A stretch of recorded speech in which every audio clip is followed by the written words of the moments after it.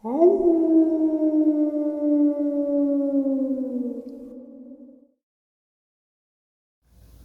greetings and salutations, everyone, and welcome back to tonight's second half. Before we jump into tonight's second half, a couple links. As you know, I rely on Patreon, PayPal, and the merch to help the channel to continue to grow and go. Links to Patreon and PayPal are in the description below, merch displayed directly under the video. Also, Dogman Frightening Encounters, Volume 1 through 3, the audiobook versions. They all were written and researched by Tom Lyons, narrated and produced by me, Jeff Naderer. Those audiobooks are available on Audible, Amazon, and iTunes, links to which are also in the description as well. And finally, last but definitely not least, if you'd really like to help support this channel to continue to grow and go, simply subscribe. It does not cost you a cent. Click that like button. It takes half a second. If you don't want to miss out on any of the informative uploads I put out daily, click that bell icon and please leave a comment. Why? Well, because all of these things, they really do help this channel to continue to grow and go. And folks, they definitely matter. Now, everyone, I have taken far too much of your time.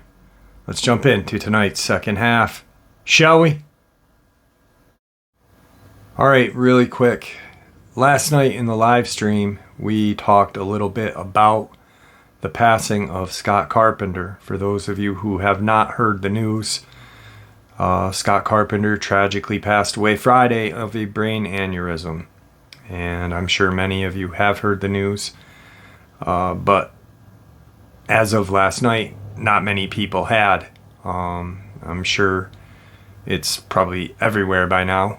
But I just wanted to kind of, give my respects, I guess. I wasn't familiar with him. I know of his research. Just didn't know him personally. I feel it's very strange that our community, the community of cryptozoology, is losing researchers and having researchers get sick. Something to me is kind of strange. And I feel it very strange because he had just did a show with someone probably 4 days ago now, and then passes away. Hopefully he finds the answers and the puzzle pieces in the afterlife. Alright, let's get into it. Today's first part of the upload is a video clip from Jimmy Kimmel. He had Jim Carrey on, and what Jim Carrey says is exactly what I say every day. To me, it might be a skit, but what Jim Carrey is saying is so true. There is some strangeness about it. The canned laughter is in spots where it shouldn't be, and Kimmel's face a couple of times is not really too happy. I don't know if Jim Carrey did it as a skit or he really did want to just spit this out. Maybe he got sick of something and maybe he pushed it a little too far, because he did get kind of calm at the end of it all. But yeah, very strange. And I kind of find it interesting that he says what I say and what many of you feel every day. And I know that Jim Carrey is very interested in UFO, UAP, alien agenda. That much I do know. I don't know about cryptid and such. But I also do know that his whole kind of view on life changed since that day he was in Hawaii and there was that strange nuclear bomb warning that went off that was not real, but he kind of came to terms with himself and his maker, and then realized this was not a hoax, but a mistake was made. So maybe it is real. Who knows? Check it out. Guys in the comments,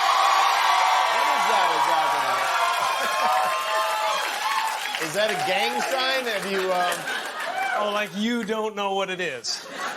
You don't know what that is. I have no idea. You don't know. Jimmy Fallon doesn't know. David Letterman doesn't know. We don't know. All the comics and show business don't know what this is. Right?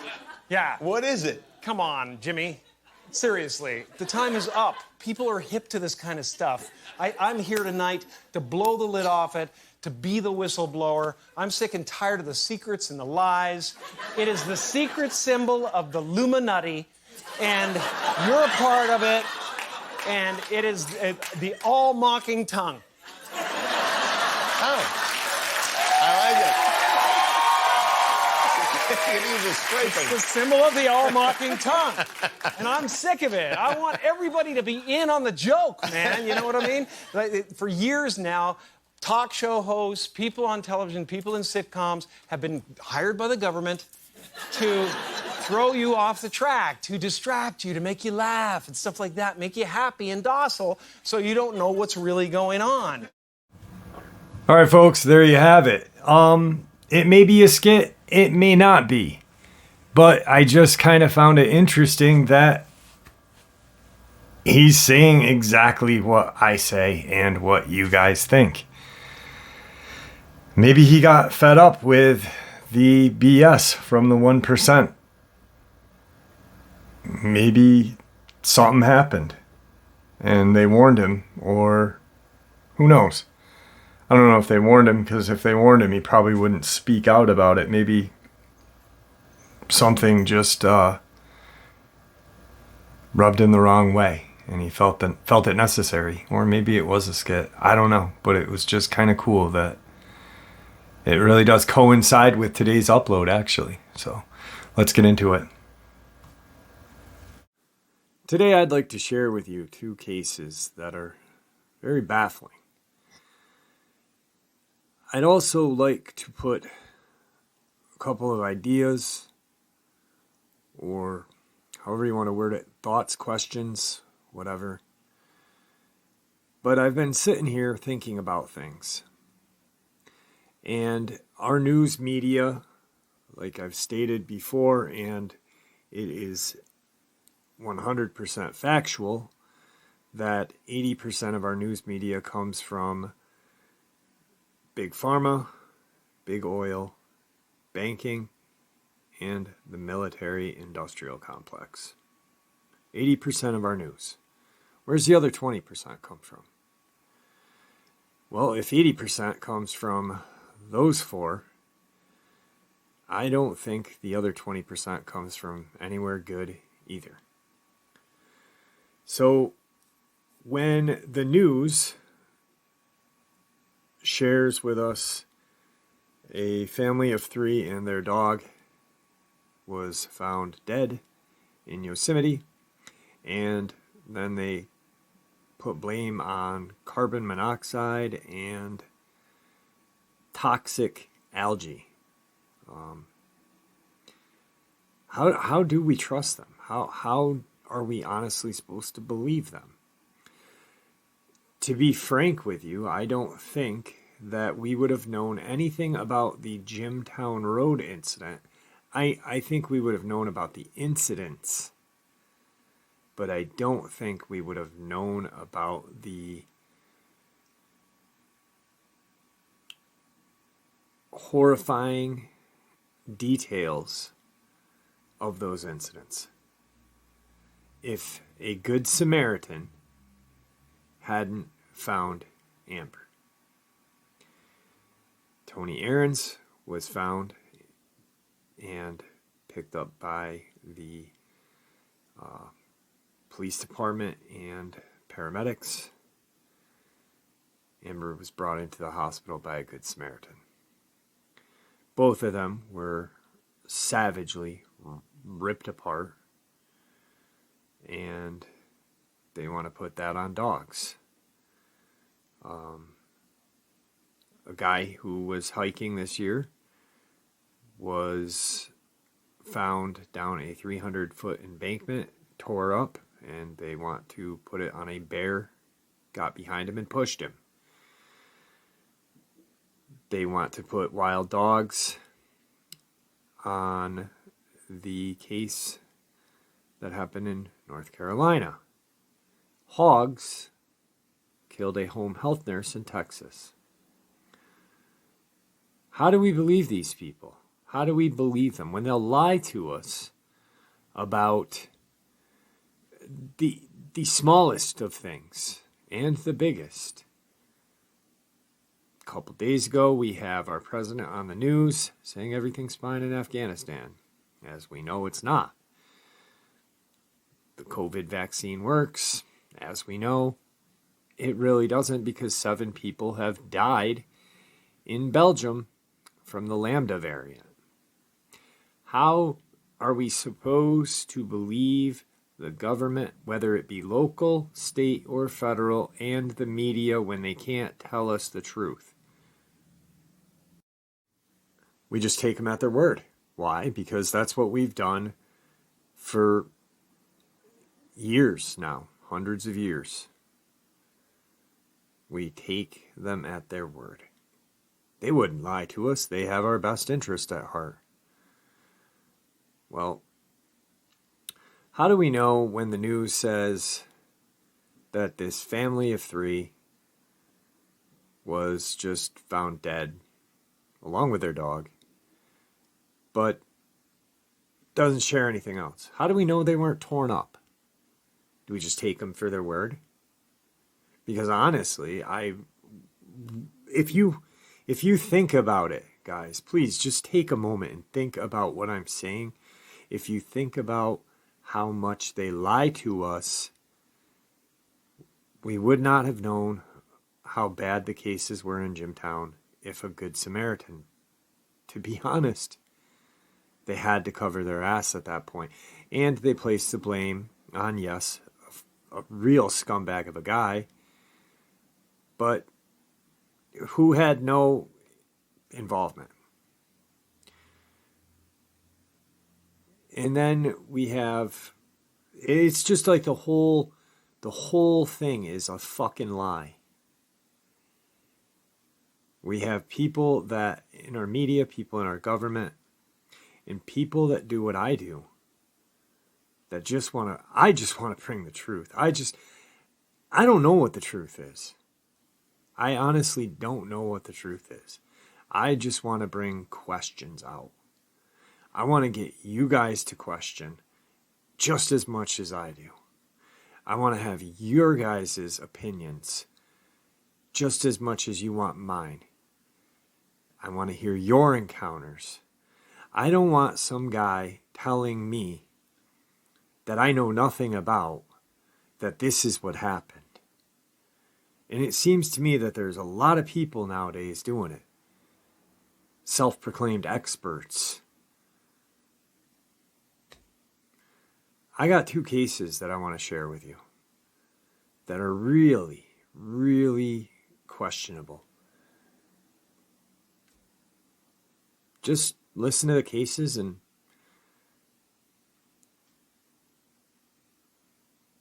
take the questions that I brought to you guys and place those questions in these cases. Are we supposed to believe the media and our friend, the government? Because why? They have our best interest at heart, don't they? They've never let us down, have they? Case 1. Sugarbush Township, Minnesota. His face was on a milk carton. If you were a school child sipping milk during the 80s, it's likely you saw the face of 3-year-old Kevin J. Ayouit, who vanished in 1982 from his home in Sugarbush Township. Nearly 40 years since the disappearance of the toddler in north-central Minnesota, his case still leaves law enforcement scratching their heads. The boy's mother, Joanne, went outside briefly, and when she returned, Terry was still inside the home, but Kevin had vanished. The family dog, a 6-month-old Springer Spaniel puppy named Flash, was gone as well. A question that has haunted the small community of Sugarbush in Beltrami County for decades. As part of the Forum News Service Cold Case Services, the Vault, the Bemidji Pioneer recently revised the unsolved case through its archives. The search for Kevin was one of the biggest stories in Bemidji at the time, and it would dominate headlines for more than a week. The last time anyone saw Kevin, it was a crisp fall afternoon, the last day of September in 1982. Kevin Ayouit and his brother Terry were upstairs in their family's home in rural Sugarbush Township, which was isolated and surrounded by thick woods and a bog. Kevin was playing with some toys in his mother's bedroom at 4:45 p.m. as Terry was making his bed, or had biked up the road to a friend's house to play. Law enforcement said that Kevin had apparently wandered off with his pup from the family's home at 5 p.m., and the mother, Joanne, reported the boy missing shortly after 7 on Thursday. A large, many acres for one small boy to be lost. According to the National Center of Missing and Exploited Children, at the time of his disappearance, Kevin was 4 foot tall, 50 pounds, had blonde hair, blue eyes, and a scar on the right side of his chin. He was also nonverbal and hearing impaired. Kevin, who was born on May 12, 1979, lived with his mother and 2 older brothers about 18 miles east of Bemidji and 10 miles north of U.S. Highway 2 in Sugarbush Township. According to 1980 U.S. Census data, Sugarbush had the population of 121 people in 1980. The township has an area of 31.5 square miles and is surrounded on nearly all sides by Chippewa National Forest, or the Buena Vista State Forest, home to parts of at least 9 lakes. The headline that spanned the top right corner of the Friday, October 1st, 1982 edition of the Pioneer read, "Searchers comb the woods for a lost boy." The first story in the Pioneer regarding the case was written by then politics editor Brad Swenson. In the article, Swenson quoted that Beltrami County Sheriff Tom Tolman gave details on the initial search for Kevin. So what happened to Kevin Ayouit? It's a question that's haunted his family and law enforcement in northern Minnesota for decades. Kevin was only 3 years old when he and his family's dog disappeared from the home outside of Bemidji. The dog came back, but the little boy was never found. You need to visit the Beltrami County Sheriff's Office to speak to investigator Joe Kazix to find out what happened to 3-year-old Kevin. On September 30th, 1982, Kevin disappeared. Sheriff's Office has a case file on Kevin that contains thousands of items that goes back almost 35 years. "I think a lot about Kevin," says the investigator. "I wonder where he's at. I wondered what happened to him, because it's a mystery. It's truly unexplainable to law enforcement what happened to him." To learn more about Kevin Ayouit's disappearance, we stopped by the A.C. Clark Library at Bemidji. There are old editions of the Bemidji Pioneer newspaper on microfilm. The search was big news, and it would make headlines for more than a week. Kevin was a nonverbal little boy. He lived with his mother and 3 brothers, 18 miles outside of Bemidji. Kevin was 3.5 years old. He was a little boy from the east side of Sugarbush Township. It's a rural area, a safe place with lots of woods, but there are bogs, a river, and a lake nearby. Nobody noticed Kevin leave the house. It wasn't out of the norm. Kevin had walked away several times, wandered around the property, and he usually was found pretty quickly. The dog was gone as well. Newspaper reports show the search expanded quickly. The next morning, there was a massive ground search for Kevin. The community came together. 500 people showed up to help. A town that only had 121 people. But 500 people showed up to find this little boy and still was not able to find him. That's crazy, right? Sheriff's Office had help from the Minnesota State Patrol. They had a helicopter and a fixed-wing airplane in the air. Deputies were in canoes in the rivers nearby. The FBI and the BCA were involved. They interviewed neighbors, and talked to no sex offenders, but nothing. Then, the investigator says there was a ray of hope. On August 5th, the dog showed back up, but no Kevin, just the dog. The Ayouit family Springer Spaniel named Flash came home. The dog's coat was carefully combed, looking for clues at where it had been. Veterinarians also pumped its stomach. They were able to determine that the only thing that had eaten in the last few days was swamp grass. Articles in the Pioneer showed that police then put a tracking collar on the dog. They took it to different places and released it, hoping it would go for Kevin. But it ran home every time. The family, police, and searchers grew frustrated. After 9 days, there was no sign of him. Years have passed. Tips came in that took investigators from the Beltrami County Sheriff's Office from coast to coast. Kevin's picture was seen on milk cartons. It's been 35 years since Kevin disappeared, and that's 35 years where the family doesn't know where their boy is. There's no clear answer of what happened to Kevin. As investigator Joe Kletzk, K-L-E-S-Z-Y-K, in case you're wondering why I'm having a hard time pronouncing it, scrolls through Kevin's case file on a computer screen in his office, he asks that we make one thing very clear. We want people to know these cases are never forgotten. They're never cold. They're never closed. We've always had an investigator assigned to them. We always will until we find Kevin. You can reach Investigator Joe Kazix with the Beltrami County Sheriff's Office by calling 218-333-9111.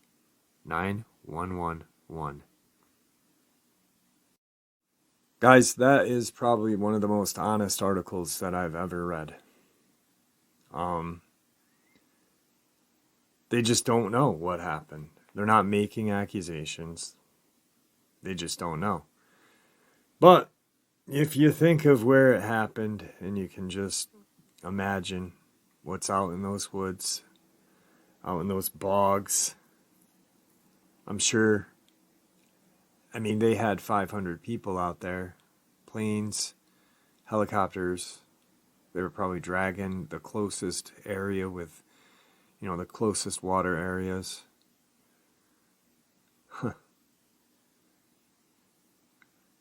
It's a very, very strange case. And it's sad.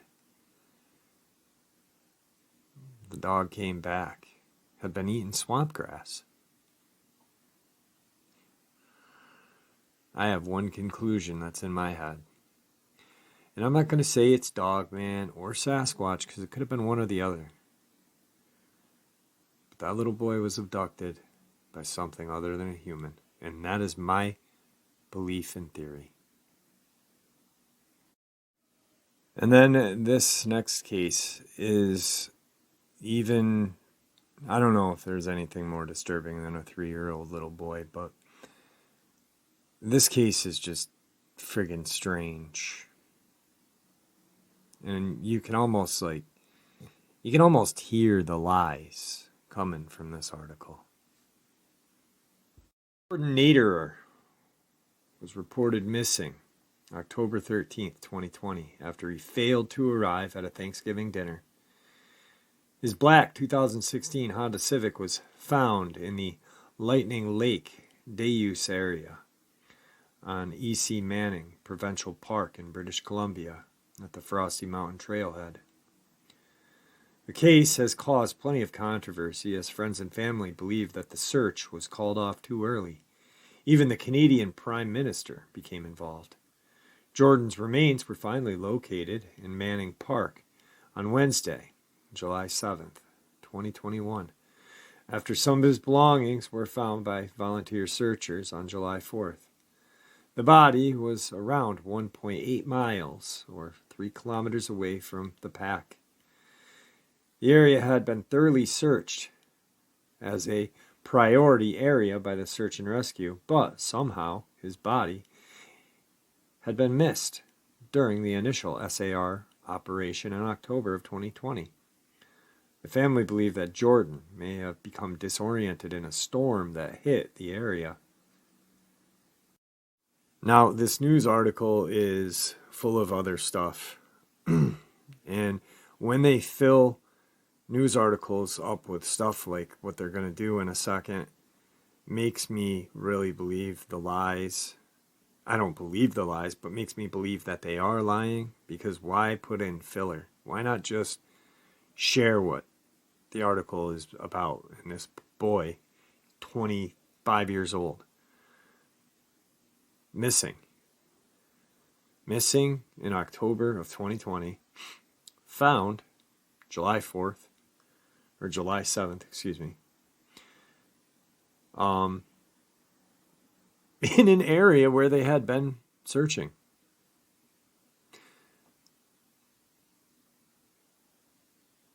I'll give you my thoughts on it after. Pardon the filler, though. Now, right up to where I ended, where it said, disoriented from a storm hitting the area.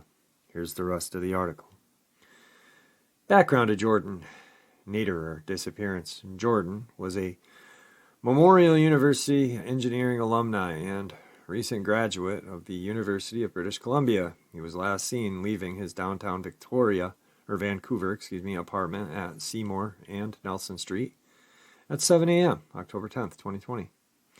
It's believed he set out on a solo hike on Frosty Mountain Trail in Manning Provincial Park, but he didn't leave the trip planned. When he didn't show up for Thanksgiving dinner with friends 2 days later, the search began on October 13th. Jordan is 5'10", slim build, short brown hair. He was last seen wearing black pants and white running shoes, carrying a large olive green backpack. His bank card records indicated that he had bought a cup of coffee at the Manning Park Resort, giving the family verification where he had been before he had vanished. He had purchased camping equipment and apparel sometime before, which gave the family detailed information like the tread type on his boots. E.C. Manning Provincial Park is a provincial park in British Columbia, Canada. It's usually referred to as Manning Park. It's about 160 miles or 200 kilometers east of Vancouver. The park covers 83,671 hectares, or whatever that is, or 323 square miles. And it lies along British Columbia Highway 3. It occupies a large amount of land between Hope and Princeton along Canada-United States border. The park was named in memory of Ernest Calway Manning, Chief Forester of British Columbia in 1936 to 41, not to be confused with Ernest C. Manning, Premier of Alberta in 43 to 68. Manning was killed in an airplane incident in 41. During this time, Chief... I can't. What the fuck does this have to do with this missing boy? Nothing. It's fucking filler. And it keeps going about the park, why it's named with...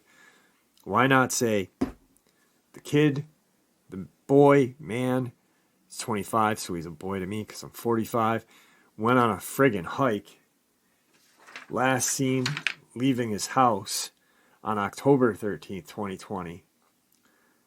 Bought a cup of coffee was the last time he was seen or used his card, and never was spotted until July 7th, 2021, when SAR teams investigating a possible lead searched the area that they had been in previously. But like, I'm literally here, 1 page, 2 page of bullshit.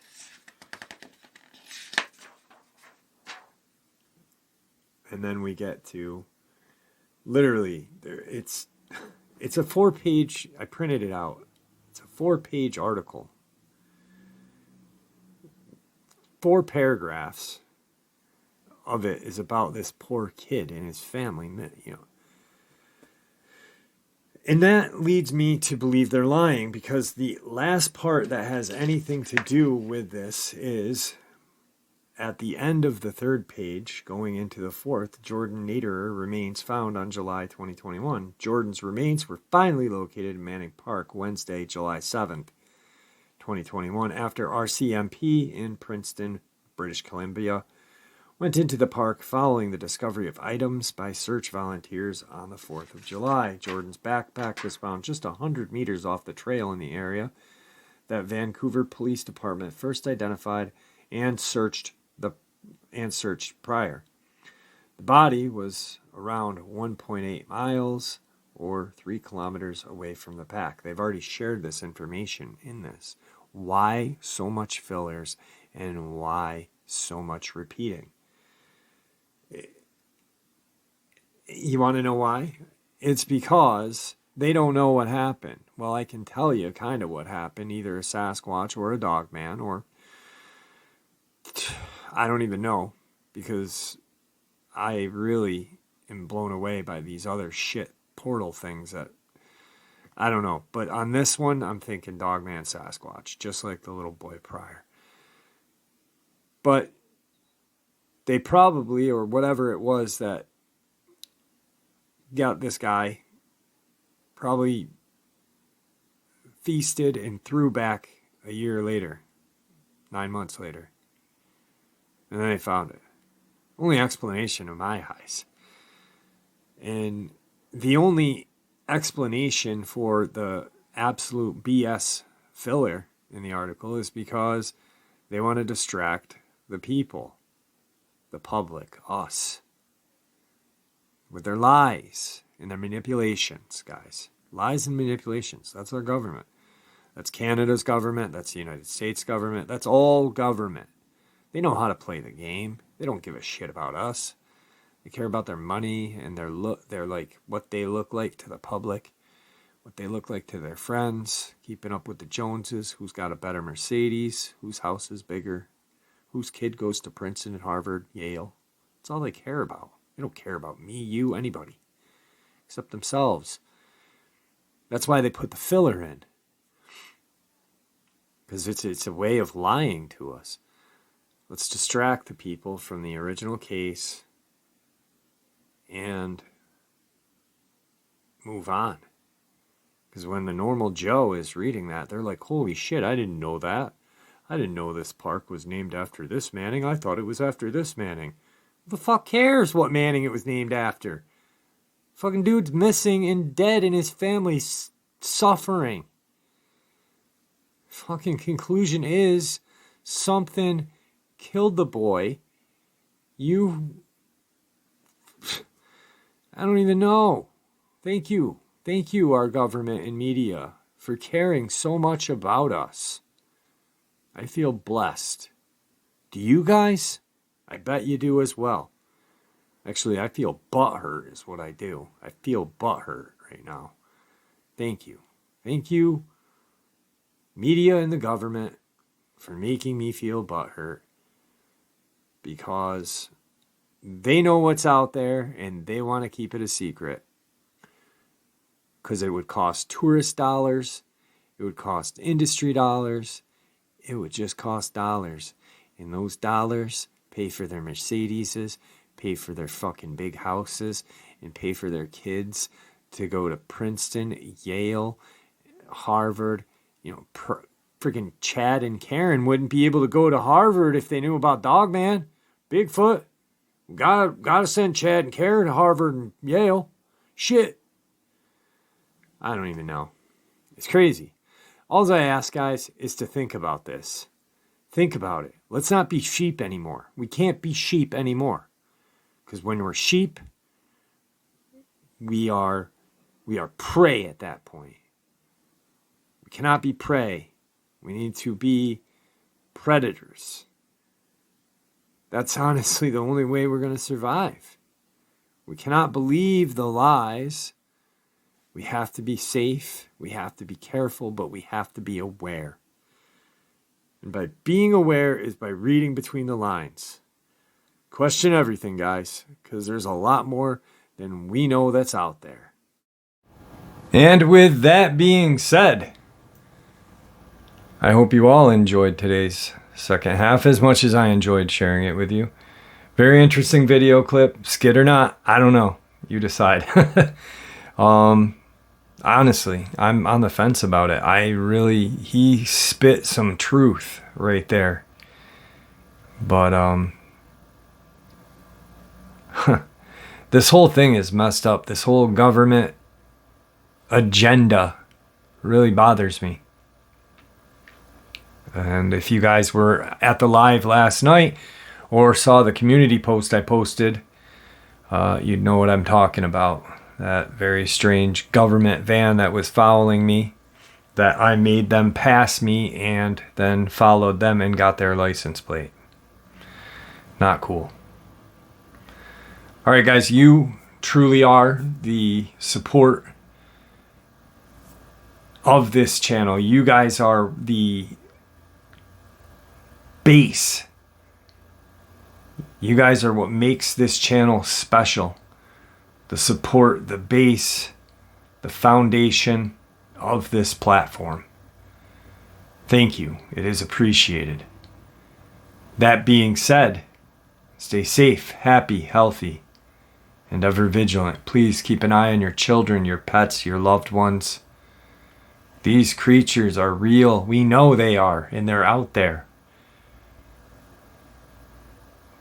God bless you all.